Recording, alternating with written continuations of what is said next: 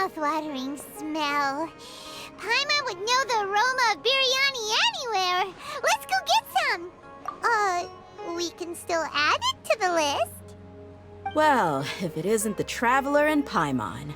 Wasn't expecting to see you here. Hello there. Oh, it's been quite a while. Huh.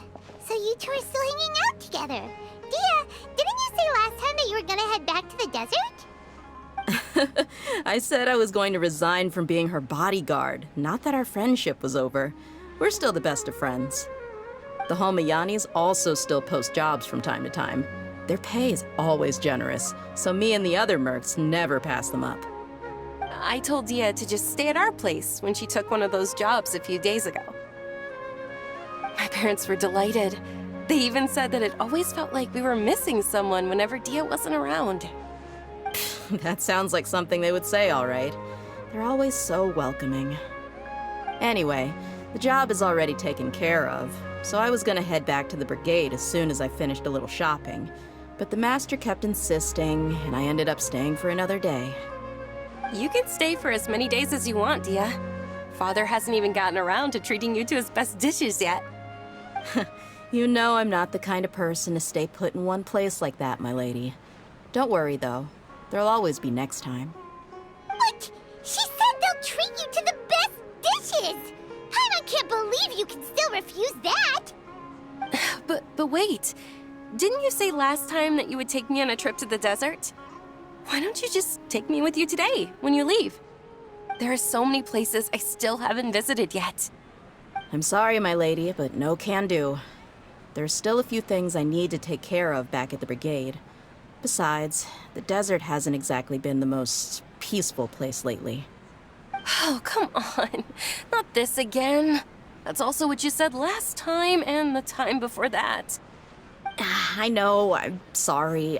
Just give me some more time, and I promise I'll plan the best trip ever for you. All right, fine. To be perfectly honest, it's not that I wanted to go, it's more like I feel like something is off about you lately. Ever since you first set foot on the estate a few days ago, you've been acting anxious and even paranoid. Have you been delaying our trip because you've run into some kind of trouble? Nah, are you kidding?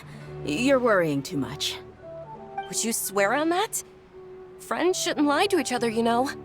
I wouldn't pry any further if you're willing to swear on what you just said. But if something really is bothering you, then just tell me. You know I'll help you however I can. Oh, looks like Dunyarzad was onto something. You're too perceptive, my lady. Seems I can't hide anything from you. I just thought that nothing good could come out of telling you about the messy happenings of mercenaries.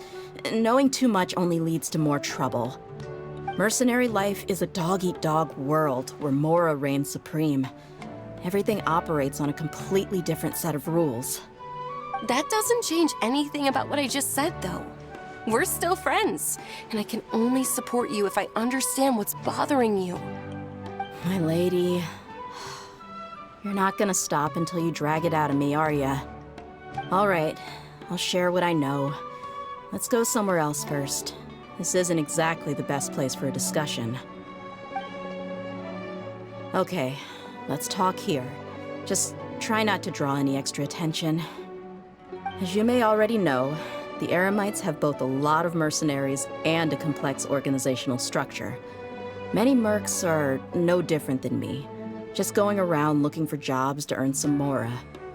My brigade is called the Blazing Beasts. We're not a large group, but every member is loyal and brave.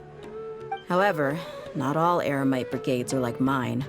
Some are willing to cross all kinds of lines for the sake of mora. The most notorious is a faction known as Deshret's Relics. Deshret's Relics?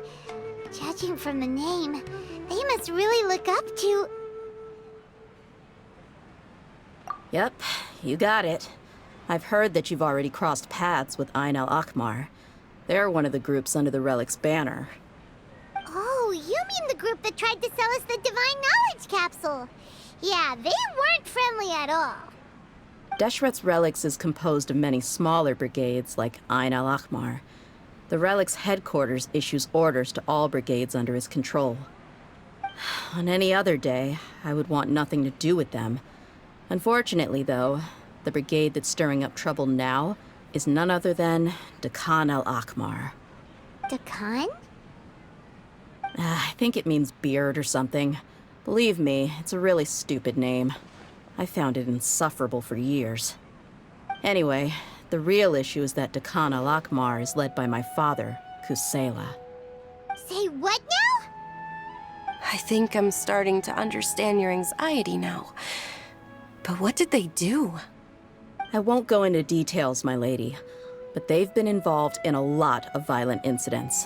We're talking hundreds. Hundreds? Yep. The scenes tend to be quite gruesome, too.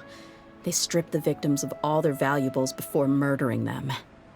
Not only have they targeted merchant caravans and ordinary citizens, but other mercenary brigades as well. That's beyond terrible. They won't even spare their own kind. I don't know how Deshret's Relic sees it. All I do know is that Dehya al-Ahmar has become more and more aggressive over the last few years. If I don't do something about them, then even my brigade or the people of Aru village could become their next target. I just wish I knew what's driven him to do this. Yeah. How can your father do such terrible things? I don't know. People change. He's always been pretty pathetic. But at least in the past, there were still a few lines that he wouldn't cross. That's setting the bar pretty low. I mean, if he was even remotely decent, then why would I have to leave the brigade and cut all ties with him? He was loud and foolish, with no real sense of purpose. Instead of doing anything useful, he spent most of his time drinking and chasing after women. Of course, the other brigade members were just like him.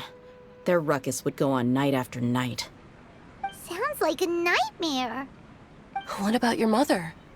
Did she ever step in to stop them? Unfortunately, I never knew my mother. I'm sorry, Dehya. I didn't know. It's all right, my lady. That's pretty common in mercenary circles. Didn't I mention that my father was chasing after women? I was the result of one of those encounters with some random person. He told me that he wasn't sure who my mother was. And in any case, she never came to see me. He'd say, "You'll be fine as long as you remember to stick with Dad."